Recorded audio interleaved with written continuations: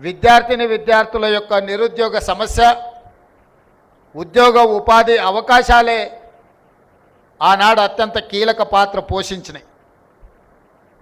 ఆ యొక్క అవకాశాలు రాకపోవడం వల్ల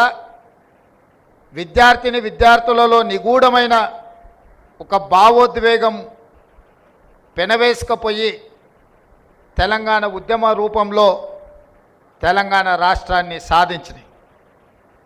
తెలంగాణ రాష్ట్రాన్ని సాధించిన యువతీ యువకులకు, విద్యార్థి నిరుద్యోగులకు ఉద్యోగ ఉపాధి అవకాశాలు కల్పించడమే మా ప్రభుత్వం యొక్క లక్ష్యము, మా ప్రభుత్వం యొక్క లక్ష్యము.